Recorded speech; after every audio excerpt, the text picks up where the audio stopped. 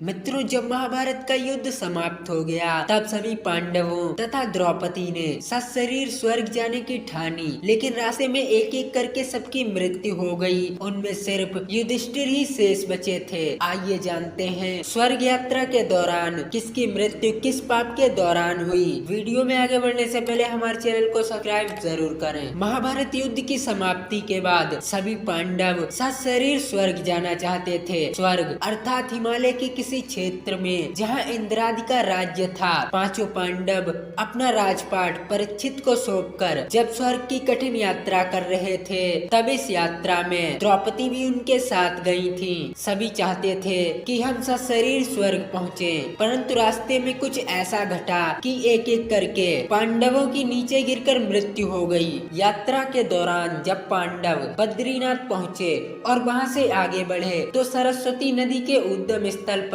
नदी को पार करना द्रौपदी के लिए कष्टकर हो गया। ऐसे समय में भीम ने एक बड़ी सी चट्टान उठाकर नदी के बीच में डाल दी। द्रौपदी ने इस चट्टान पर चलकर सरस्वती नदी को पार किया था। कहते हैं माड़ा गांव में सरस्वती नदी के उद्गम पर आज भी इस चट्टान को देखा जा सकता है। इसे वर्तमान में भीम पुल भी कहा जाता है। हालांकि महाभारत की कथा के अनुसार पांचों पांडव, द्रौपदी तथा उनके साथ एक कुत्ता आगे आगे चलने लगे। एक जगह द्रौपदी लड़खड़ाकर गिर पड़ी। द्रौपदी को गिरा देख भीम ने युधिष्ठिर से पूछा कि द्रौपदी ने कभी कोई पाप नहीं किया, तो फिर क्या कारण है कि वह नीचे गिर पड़ी। युधिष्ठिर ने कहा, द्रौपदी हम सभी में अर्जुन को अधिक प्रेम करती थी, इसलिए उनके साथ ऐसा हुआ। ऐसा कहकर युधिष्ठिर द्रौपदी को देखे बिना ही आगे बढ़ गए। कहते हैं स्वर्ग यात्रा के दौरान द्रौपदी भीम का सहारा लेकर आगे बढ़ी थी। ऐसे समय में भीम ने द्रौपदी को संभाला।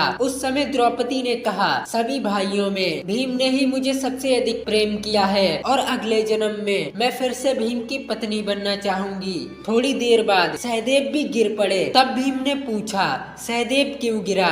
युधिष्ठिर ने कहा, सहदेव किसी को अपने जैसा विद्वान नहीं समझता था, इसी दोष के कारण उसे भी गिरना पड़ा। कुछ देर बाद नकुल भी गिर पड़े। भीम के पूछने पर युधिष्ठिर ने बताया कि नकुल को अपने रूप पर बहुत अभिमान था, इसलिए आज इसकी ये गति हुई। थोड़ी देर बाद अर्जुन भी गिर पड़े। युधिष्ठिर ने भीम से कहा, अर्जुन को अपने पराक्रम पर बहुत अभिमान था। अर्जुन ने कहा था कि मैं एक ही दिन में सभी शत्रुओं का नाश कर दूंगा, लेकिन ऐसा नहीं कर पाया। अपने अभिमान के कारण ही अर्जुन की आज ये हालत हुई। ऐसा कहकर युधिष्ठिर आगे बढ़ गए। थोड़े आगे चलने पर भीम भी गिर गए। तब भीम ने गिरते वक्त युधिष्ठिर से इसका कारण पूछा तो उन्होंने बताया कि तुम खाते बहुत थे और अपने बल का झूठा प्रदर्शन किया करते थे, इसलिए तुम्हें भी आज भूमि में गिरना पड़ा। ये कहकर युधिष्ठिर आगे चल दिए। केवल उनके साथ वह कुत्ता ही शेष रह गया। युधिष्ठिर कुछ ही दूर चले थे कि उन्हें स्वर्ग ले जाने के लिए स्वयं देवराज इंद्र अपना रथ लेकर आ गए। तब युधिष्ठिर ने इंद्र से कहा, मेरे भाई और द्रौपदी मार्ग में ही गिर पड़े हैं, वे भी हमारे साथ चले, कृपया ऐसी व्यवस्था कीजिए। तब इंद्र ने कहा कि वे सभी सशरीर त्याग कर पहले ही स्वर्ग पहुंच चुके हैं, लेकिन आप शरीर के साथ स्वर्ग जाएंगे। इंद्र की बात सुनकर युधिष्ठिर ने कहा कि ये कुत्ता भी मेरे साथ जाएगा, लेकिन इंद्र ने ऐसा करने से मना कर दिया। काफी देर समझाने पर भी जब युधिष्ठिर बिना कुत्ते के स्वर्ग जाने के लिए नहीं माने, तो कुत्ते के रूप में यमराज अपने वास्तविक रूप में प्रकट हो गए। युधिष्ठिर को अपने धर्म में स्थित देखकर यमराज खुश हुए। इसके बाद इंद्र और युधिष्ठिर रथ में बैठकर स्वर्ग की तरफ निकल पड़े। तो दोस्तों, आज की ये खास जानकारी यदि आपको पसंद आई हो तो हमारे चैनल को सब्सक्राइब करके बेल आइकन अवश्य दबाएं।